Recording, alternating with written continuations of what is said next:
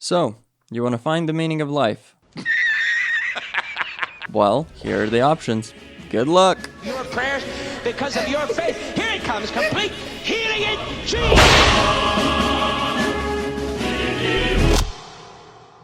I know, we live in a modern time of famous shoes, eating ass, and atheism, and I love all those things as much as the next guy, but God is still a legit answer when you're looking for meaning. Are you concerned about what happens after you die? God's got your back. Be good and go to heaven. Be bad and go to hell. But what if I made a mistake? Well, God's got your back, son. Get in this box and tell the HR rep all about it. Bada bing, bada boom. You're saved from the pit of doom. Okay, but what about meaning? Well, shit, son. God's got your back. The point of your life is to do as the book says, get in heaven, and live there in peaceful bliss for the rest of eternity. Unless, of course, eternal life in any form is a scary idea for you, because you can't fathom anything being interesting and pleasant enough to bear for an eternity, and every infinite situation would eventually turn into torture, and having the option to die really is the only thing separating your existence from an episode of Black Mirror, in which case, You ain't in that league, bitch. Go back down to AA like your small-ass tits. If you're not quite on board with the capital G God, Hinduism is a nice, if slightly less theistic, option. A god light, if you will. But less theistic doesn't mean less gods. Oh no, son. Here you got all kinds of gods, and most of those gods have many arms, which can be used to combat peace-threatening demonic forces, to replace obstacles with good luck and snacks, or straight up whoop your ass. The meaning of life in Hinduism is pretty dope. Your immortal soul lives in a loop of birth, death, and rebirth called samsara, and the end game is to escape this cycle. You do this by... well, it's not super clear, but if and when you do, it's supposed to be pretty fucking streets ahead. It has something to do with karma and dharma and Greg. Ugh, did I really just do a dharma and Greg joke? Yes, I fucking did. It's my video and my First Amendment right to be a hack. Fuck you. On a serious note, probably the coolest part about picking Hinduism as your tool for meaning is, like, the meditations and the yoga and shit, because it's the sort of thing that will make your life suck less, even if you don't find meaning. All I did at 20 is worry about my hair, I think. Yeah, that's a dead end. The point of existence in Buddhism is similar to Hinduism. That is, you live in a cycle of birth and death called samsara, and the goal is to escape it. The escape in Buddhism comes in the form of a state of enlightenment called nirvana. How do you get to nirvana? Well, shit.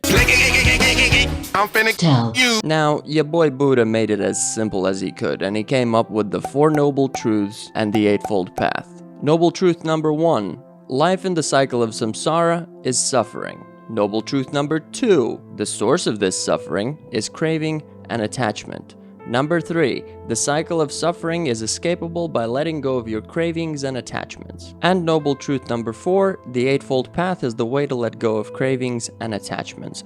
What is the Eightfold Path, you ask? The Eightfold Path is the Buddhism approach to living your life between the extreme of shaving your head, robing up, living in a temple, and the extreme of Gordon Gekko, money never sleeps, grind every day, Gary V. What's the ROI of your mother? Type shit. Step 1 of the path is the correct view, the right understanding of the nature of things, especially the Four Noble Truths. Step 2, the right intention, not doing things out of harmful intent, for example. Step 3, the right speech. How do you get a job here, there fuckface? But not by talking like that. Don't be talking shit and lying. Step 4, the right action. Resisting the temptation to strangle a motherfucker for chewing too loudly. Also not raping and stealing and shit. Step 5, correct livelihood. Not trading slaves, weapons, and poisons and such. Or, to modernize the examples, not being a banker, a politician, or a PR rep for Syngenta. Step 6, correct effort. Abandoning and preventing negative states of mind and sustaining positive ones.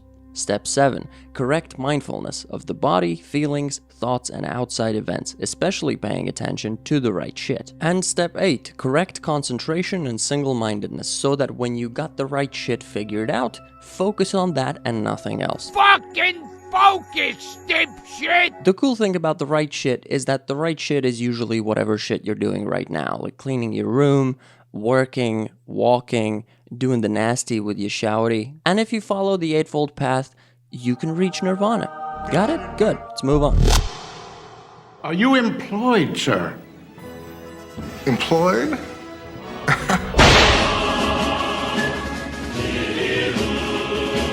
Now, understanding Taoism, much like getting your mom out of my DMs, is above my pay grade. But just like I told your mom when she wanted me to roleplay as Patch Adams, fuck baby, I'll try anything once. My best interpretation of Taoism is that our dumb little human brain is too little and too dumb to understand anything about how reality works. You can't explain it, and if you try, you're a dumbass. Despite that, there's also the Tao, or the Way. And the Tao is a thing that's supposed to hold the universe together or whatever, and it's inside all of us and everything around us, and fucking yawn. Okay, listen, I'm gonna keep it a crisp Hyundai stick with you. This one's real fucking difficult to explain quickly and coherently. The whole thing feels like a last-minute essay whipped up just before the deadline. And this is somewhat supported actually by the myth that the main text of Taoism was supposedly written in 3 days. Still, a lot of people swear by it, and generally those people seem pretty nice and laid back. Well, glad to hear he's a good guy, at least. There are clearer aspects of the religion that basically urge you to distance yourself from humanity's problems, drama, and conflict, and turn to nature instead, which, I mean, great advice. Okay. So, if you want to try it out, go ahead. Which is also what I told your mom when she wanted to mash pissers in the Circle K bathroom. That's why I says try it out. We don't fucking work for you, man. Sweetheart, you have my money taped to your tits. Okay, technically you do work for me.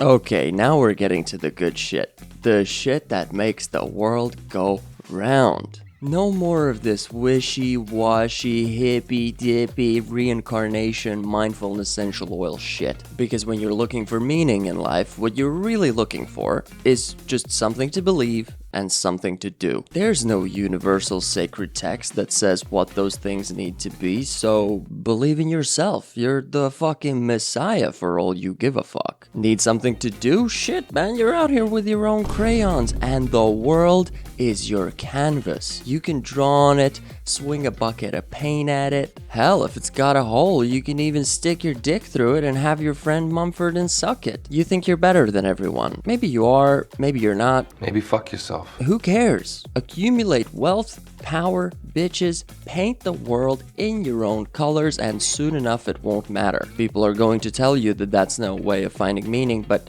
those people are poor and fat, so fuck them. Guess what? My inbox is flooded with people who are like, hey, I'm fat and poor.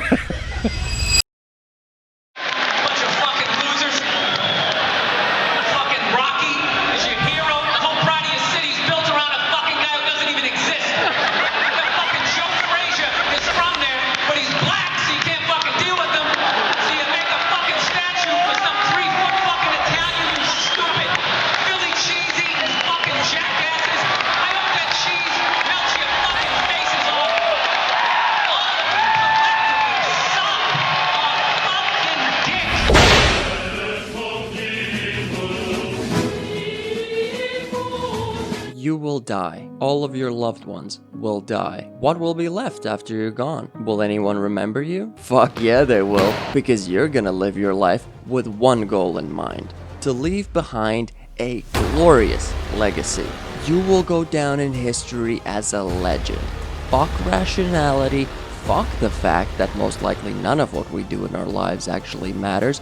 Do things for the sake of glory. Split the atom, eat glass, invade Poland. As long as it's memorable, do it! But remember, the thing about glory and legacy is that you don't necessarily control what you'll be remembered for. Maybe you're remembered in a negative light. Maybe you're remembered for something you were born with, rather than something you accomplished consciously. But as long as you are remembered, who cares? I don't care about nobody. Because you're as vain as the Tinder bio of a first-year basic bitch med student, but when you go on an adventure, it won't be the I Heart Adventures type shit. No sir. Your adventure will be hanging a quick piss on the Pope's leg during a televised sermon, or mass banning all the DSMP stands in your Twitch chat, or getting diagnosed with cancer and instead of farming sympathy on social media, keeping your mouth shut for 9 years and dying like a man. Do some dope, memorable shit and let that be your reason for existing.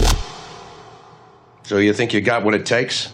I'll tell you what I got. Your wife's pussy on my breath. Nobody's ever talked to me like that before.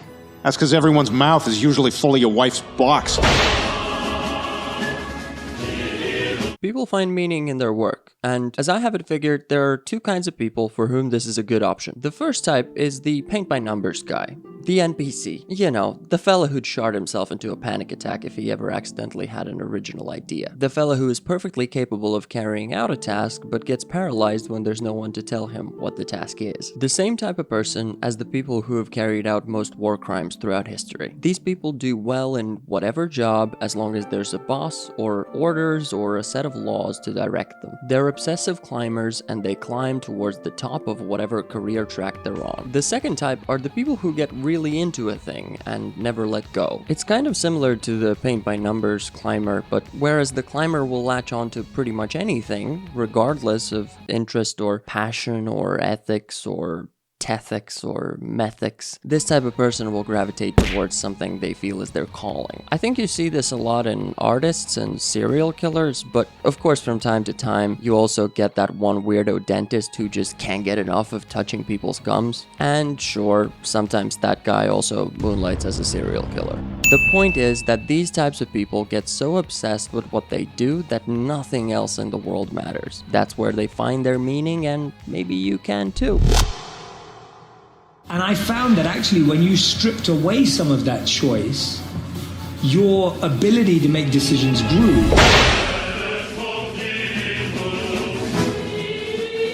Sometimes you feel like a loser piece of shit. And maybe fixing your loser piece of shitness would make you feel better. Well, get ready to wrap up your entire existence in endless YouTube rabbit holes, online courses, and borderline cult shit, because the self-improvement industry is here for you. Mwah. You'll start out small. Maybe you'll read a book about habit building. Maybe you'll cut back on weekends out on the town hoovering church pew schneef with your friends. Maybe you'll start doing breathing exercises. But don't you worry. No matter how slowly you start out, eventually the self-improvement cult will swallow you up whole and you will find meaning in it. Because what's wrong with the meaning of your life being the idea that you're never good enough and you can earn the self-respect and love you so desperately desire through optimizing everything in your life? Whatever problem you have, you can find a YouTube guru that will fix it for you. Your dad was emotionally distant and never told you he was proud of you? Here's a YouTuber with a graph and a video that's 10 minutes too long. Do you feel trapped in your dead-end job and your girlfriend is giving you shit about not spending more time with her? Try minimalism, bro. Are you always thinking about the next great billion-dollar business idea but never actually do anything about it? Start timing out your masturbation sessions with the Pomodoro technique. Don't see how that will help? Well, I guess you're not self-improved enough yet, you fucking scrub. Now go read Meditations. Oh, hello. God, I wish that fucking toilet was me. What is this actually? Hold on. Nice couple.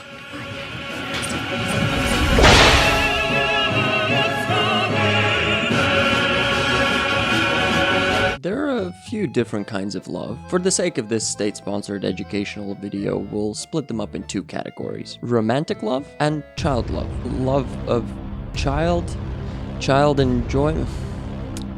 Maybe we'll call that one family instead, since this isn't the Clinton campaign rally version of the video. Romantic love and family. Romantic love is just what it sounds like, obviously. You find a person and love them. Sometimes you find multiple persons and love them all. Sometimes you don't even need a person, and sometimes that's called a crime. Whatever particular flavor gives you the boner you need, you can find meaning in your relationship and leave all that other philosophy and religion bullshit behind you. Warning. Romantic relationships may cause unwanted side effects like jealousy, stalking, keying cars, weight gain, not being allowed to fuck other people, snooping through phones like you're the fucking NSA, having to put up with her stupid fucking family, having to hang out with her stupid fucking friends, getting a dog and then having to decide who gets to keep it when you eventually break up, your significant other getting fat and you not being sure whether to break it to them or break dance off the top of a fucking skyscraper because God knows they won't take that shit well and somehow turn it around on you instead of fixing their own shit shit. Before getting involved in a serious relationship, consult an attorney. If you're a man, always get a prenup or lose half your shit. If romantic love isn't quite enough for you, you can mix in some kids. By accident or by design, you can generate cute, unreliable copies of you and your significant other to not only continue your bloodline, but also, according to my friends who own kids, get a pretty decent dose of meaning out of it. Imagine watching your child take his first steps, or say her first words,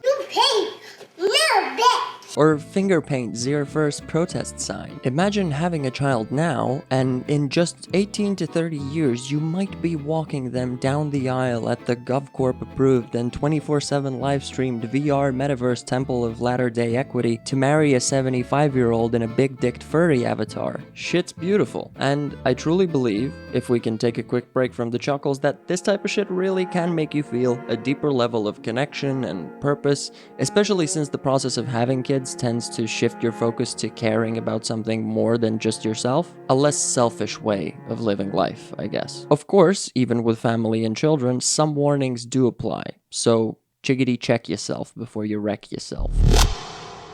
I gotta be very honest with you, and I know this isn't popular. Enough with the donating to the kids in the hospital with cancer. No one believes that the money's going to them, and it's the same kid over and over again. You're not fooling me.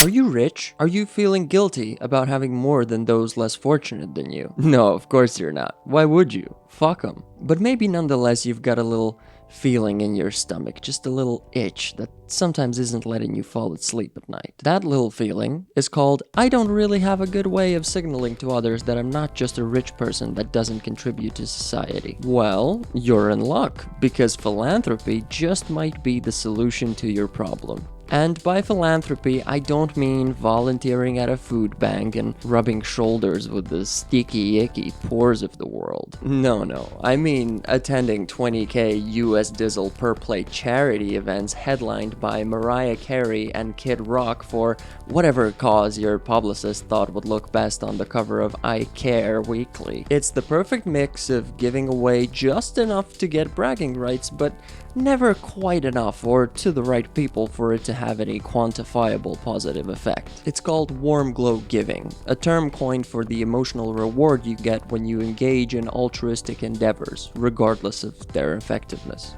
It's not guaranteed that you'll find any actual meaning in this, but you'll tell people you did, and that's just as good, if not better. $7 million in total was donated to, I split it between the ACLU and Children's Hospital. Are you sure about that?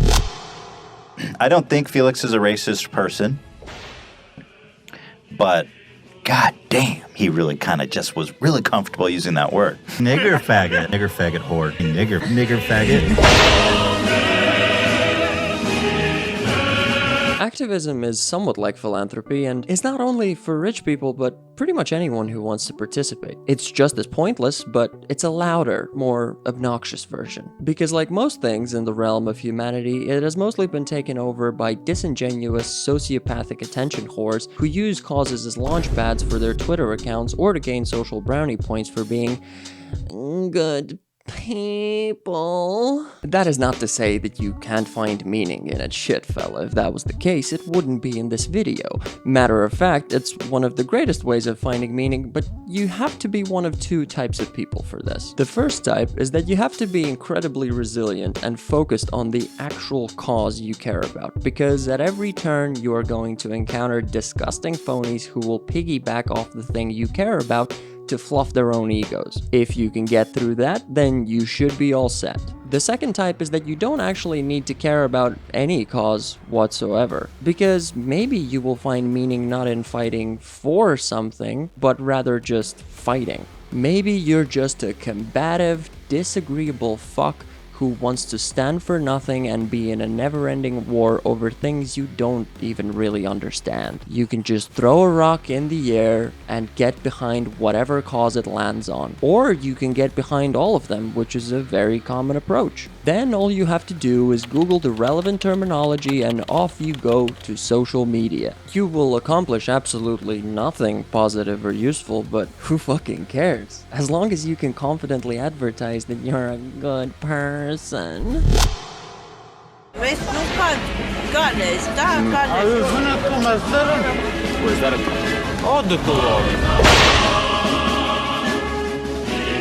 What you're seeing here, ladies and gentlemen, could be construed by some to be a transition away from hope. All the previous options have considered that there is some sort of meaning in things, some form of almost measurable, quantifiable meaning, but no longer is that the case going forward. You want mommy and daddy to tell you what your purpose is, you stay with the normies. Grown men only beyond this point. And if you're saying grown people, you're already out. You can have pussy lips and a vestigial pseudocock flowing in the morning breeze and still be a fucking man about it. Figure it out. Fuck, figure it out. Now, existentialism focuses on the idea that you're not born with any purpose or meaning whatsoever, and that it's up to you to live your life, and meaning can only be derived based on your choices, rather than something else can decide for you or label you with. Of course, as with all philosophies, you can interpret it however you want and take that to mean that you're a free, beautiful being of light, and deciding your own destiny is just the kind of pseudo-angelic shit you always hoped you could rationalize into existence for yourself, in which case, fine, you can do that. But all that kumbaya, dolphin ankle bracelet, flower crown shit is not how the existentialists looked at this. A common thought throughout the philosophy was that you are not defined by what you want yourself to be, but by your actions. You can fancy yourself a saint, but if you do shitty things, not only are you a shitty person, but also an inauthentic one. And inauthenticity for the existentialists was a big ol' fucking no-no. You're a very good woman. I work with children and handicapped children. Well, I think working with children is so important, isn't it? So important. Helping people. That's what I'm about. That's what I'm about. It's been very good to meet you. Yes, It's been very good to meet you. That was a disaster. You should never have put me with that woman. Whose idea was that? She's just a sort of bigoted woman. Some of the central concepts of existentialism are existence preceding essence, i.e. you are not born a piece of shit, but you turn into one through doing piece of shit things. The absurd, i.e. the rejection of any kind of inherent meaning and the embrace of the amorality of existence. Nobody exists on purpose. Nobody belongs anywhere. Everybody's gonna die. Come watch TV. Authenticity, i.e. acting on your values. Facticity, i.e. something I couldn't explain if I had all 6 infinity stones. Nor would I try, really, because then I'd be the king of the universe, and I just make facticity mean that we don't forbid parents from packing peanuts in their kids' lunches because of all these weak gene kids with peanut allergies. I mean, we'd still help the weak kids if they start spazzing out and foaming at the mouth. But we're letting the genetically superior kids have peanuts, and that's that. There's also angst and dread and despair and all kinds of other shit you don't really need to know about unless you're so bored with your life that you want to get into this kind of malarkey. Is it just me, or did this video get even more confusing than it already was? Well, welcome to the glamorous, masturbatory world of philosophy, where word salad and pseudo-intellectual circle jerk sessions are the norm. Take a look at this, sir. Oh, I know that guy. He's a nihilist.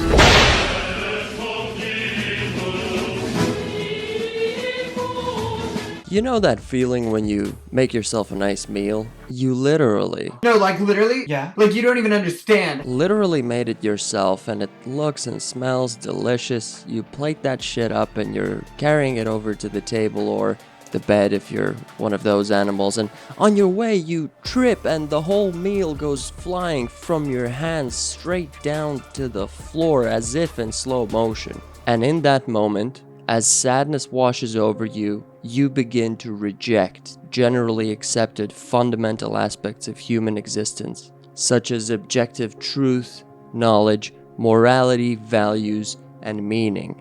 Well, shit, son. That's nihilism. This one is not so much a point on how to find meaning, but one to keep in mind in case you don't find it anywhere and still need to feel like you're not alone in your misery.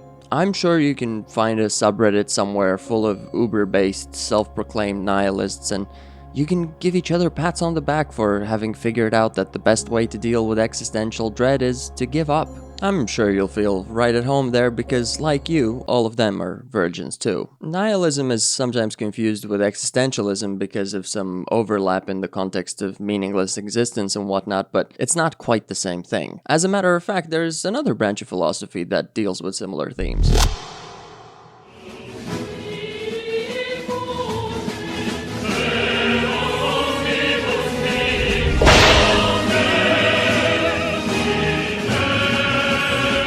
Both nihilism and absurdism are closely related to and often muddled together with existentialism, and one can see why. Absurdism continues on the idea that life has no intrinsic meaning, but offers up a different approach to living your life in a meaningless reality. Albert Camus, one of the main absurdist fellas, proposes that the way to live in an absurd reality is to embrace the absurdity and to make a conscious choice to revel in it, to enjoy it. We shouldn't be looking for escape in the form of finding meaning or solace in a fantasy of God or achievements or other realities. Camus said that the absurd is the result of the confrontation between human need and the unreasonable silence of the world. So if you have come to the conclusion that nothing really matters and shit don't be making sense, why not see if you can shake off some of that nagging in the back of your head that keeps you looking for explanations to shit, for reasons, for justice and fairness and good and evil and other bullshit concepts you were taught as a kid to get you to eat your veggies and not dismember animals. Pour some fucking bourbon in your cornflakes and do whatever wacky shit makes you feel less miserable because it's all absurd. It's all just a cosmic practical joke. The Stoics want you to stop wasting time. Stop wasting time focusing. Stop it.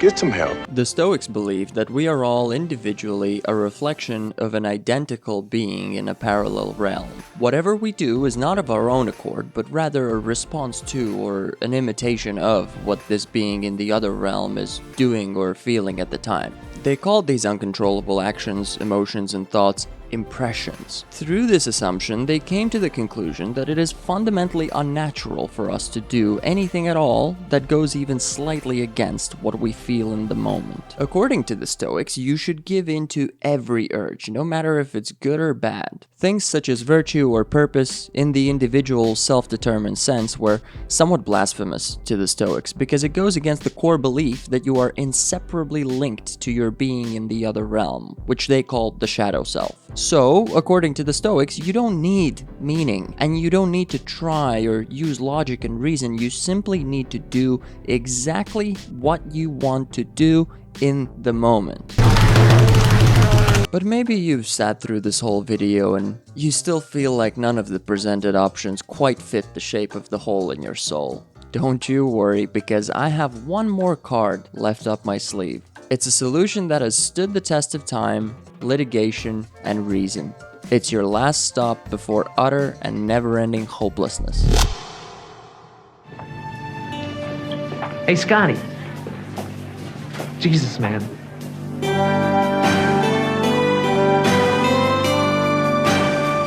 Okay, hear me out. Just hear me out. Just fucking sit down and listen for a second. If you can't find what you're looking for in anything else, you gotta find it somewhere, okay? And the beautiful thing about God is that, according to the book that some sand peasant wrote thousands of years ago, probably as a practical joke, is that he's always there for you, like herpes. At this point, if none of the other options worked out, it's either God or nothing. But it's not like you have to be a good little Catholic boy either. There's so many flavors of God, just pick your poison. Are you into sci-fi and ruling over a planet in the afterlife? Scientology. Plus, there's barely any God in this one anyway. Are you living in a hut in the woods, building pipe bombs and writing a manifesto about the Industrial Revolution making your dick soft? Go with one of the Amish flavors. Are you a fan of soaking?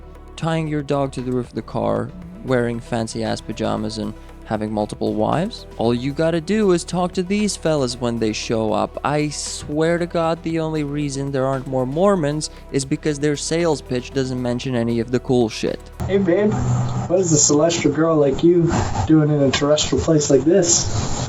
Ooh, that's a good one. Do you hate all the stupid fucking holidays and birthdays you have to celebrate every year, buying gifts for people and keeping a goddamn calendar so you're not considered a bad friend? Jehovah's Witness, bro. Just give it a try, man. Yeah, sure, there's a bunch of weird shit that accompanies the big guy in the sky types of religions, which have been constructed by people, obviously, and people don't exactly have a great track record of constructing good shit, but who the fuck knows? Maybe there's something there. And if after all this, all the options, all the philosophies and religions, you still don't know what to do and you're stuck in a black hole of chaos and purposelessness,